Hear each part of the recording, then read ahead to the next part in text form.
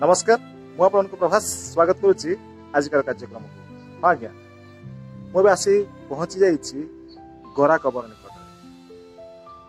बहुत पुराना कथा जेतेबेले ओडिशा रे इंग्रेज मानकर राजूती चली सेतेबेले इंग्रेज मानक मध्य थिबा ख्रिस्टियन मान जो माने कि मृत्युवरण करुथिले एवं सेमानकु समाधि दबा पई बा कबर दबा पई ओडिशा रे कोनोसी स्थान नथिला।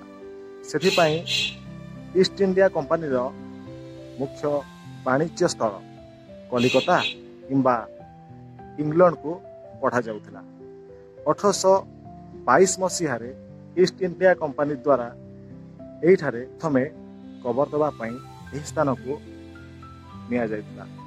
तो एही स्थान रे बहुत इंग्रेज ख्रिस्टियन को समाधि दिया जाइथिबा बेले आम उत्कलर गौरव मधुसूदन दास को मध्य एही स्थान रे समाधि दिया जाइछि। एबा आसंतु आउ डेरी करिबेनी आपण मानकु निश्चित भाव रे बुली देखैबी एही पवित्र स्थान को।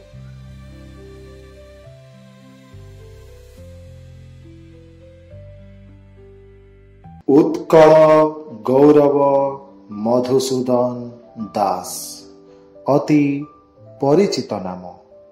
जेतेबेले बंगाली कहूथिले ओडिया स्वतंत्र भाषा नय ताकू भूल बोली प्रमाण करिबा दिगरे मधुबाबूंक भूमिका थिला अवर्णनीय।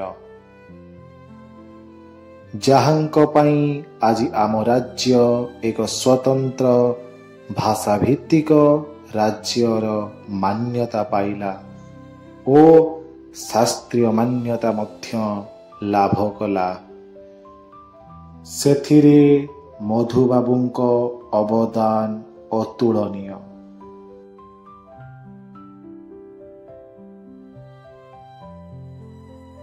सेई महान व्यक्ति को एठारे समाधि दिया जाइअछि। गोरा कबर कटकर महानदी पठारे रहिछि एही गोरा कबर। प्राय 5 एकर जागारे रहिछि एही गोरा कबर स्थली। ए हेउछि उत्कल गौरव मधुसूदन दासंकर समाधि जहा आम समस्तंक पई एक पवित्र स्थान। निश्चित भाव में केबे आसी बुली देखंतु एई पवित्र स्थान जो महापुरुषंक पई आज ओडिशा एक स्वतंत्र भाषा भित्तिक राज्य भाव में मान्यता लाभ कला। से महापुरुषंक थरे आसी देखि जांतु।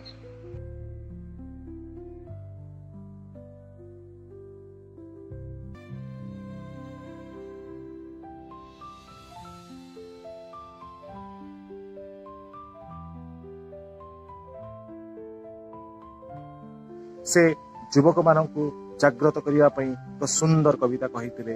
उठरे उठरे उत्कल संतान उठिबुतु केते दिने पूर्व गौरव पूर्व साहस पड़िबो कि केबे मने। प्रथमे केवल इंग्रेज ख्रिस्टियन मानकु एठी मृत्यु परे कबर दिया जाउथिला बेले परे बाप्टिस्ट मानकु मध्य एठारे कबर देबा आरंभ होइथिला। एहिठारे बहु पराक्रमी इंग्रेज शासक और सैन्य मानंकु मृत्यु परे समाधि दिया जाइथिला। एही गोरा कबरटी जेतेबेले तैयारी होइथिला एठारे घंच अरण्य रहिथिला।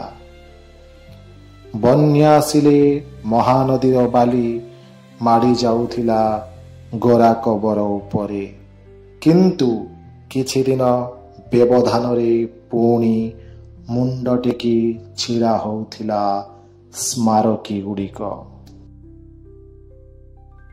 रातिरे साधारणतः लोक माने एठाकू आसीबाकू भय करुथिले।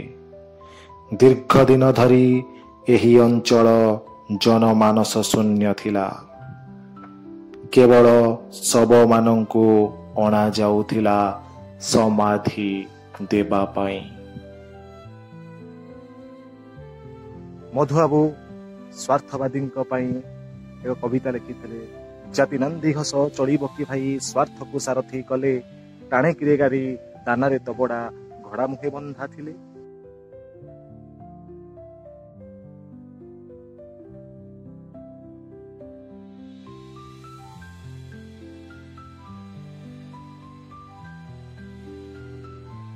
ବର୍ତ୍ତମାନ କଟକ ମ୍ୟୁନିସିପାଲିଟି ଦ୍ୱାରା ମଧୁବାବୁଙ୍କ ସମାଧି ଚତୁଃପାର୍ଶ୍ୱକୁ ଏକ ବହୁତ ସୁନ୍ଦର ସ୍ଥାନରେ ପରିଣତ କରାଯାଇଅଛି, ଯେଉଁଠି ରହିଛି ସୁନ୍ଦର ସୁନ୍ଦର ଗଛ ସାଙ୍ଗକୁ ସୁନ୍ଦର ସୁନ୍ଦର ଉପକରଣ, ଯାହା ଦର୍ଶକଙ୍କ ମନକୁ ଟାଣି ନେଉଛି।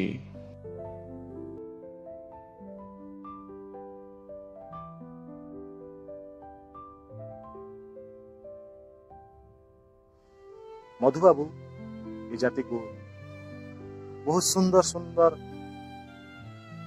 କବିତା ସାହିତ୍ୟ ପ୍ରଦାନ କରିଯାଇଛନ୍ତି। ତାଙ୍କ ରଚିତ କବିତା ତୁପରା ବଲାଉ ଉତ୍କଳ ସନ୍ତାନ, ତେବେ କିମ୍ପା ତୁହି ଭୀରୁ, ତହର ଜନନୀ ରଦନ କରିଲେ, କହିବାକୁ କିମ୍ପା ଡରୁ।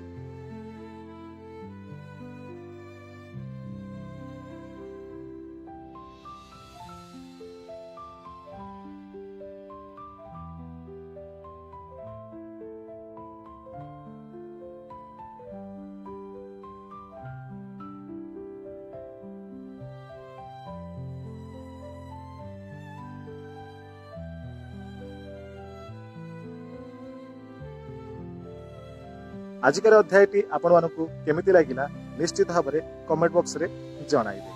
ଯଦି ଆପଣମାନେ ଏ ଚ୍ୟାନେଲଟିକୁ ସବସ୍କ୍ରାଇବ କରିନାହାନ୍ତି ତ ନିଶ୍ଚିତ ଭାବରେ ସବସ୍କ୍ରାଇବ କରିନିଅନ୍ତୁ ଏବଂ ପାଖରେ ଥିବା ବେଲ୍ ଆଇକନଟିକୁ ନିଶ୍ଚିତ ଭାବରେ ଦବାଇ ଦିଅନ୍ତୁ, ଯାହାଫଳରେ କି ଆଗକୁ ଏମିତି ଅନେକ ଐତିହାସିକ ସ୍ଥାନ ଏବଂ ଘଟଣାବଳୀ ସମ୍ପର୍କରେ ଆପଣମାନେ ଜାଣିପାରିବେ। ତେବେ ଆଜି ପାଇଁ ଏତିକି, ରହୁଛି ମୁଁ ପ୍ରଭାସ, ନମସ୍କାର।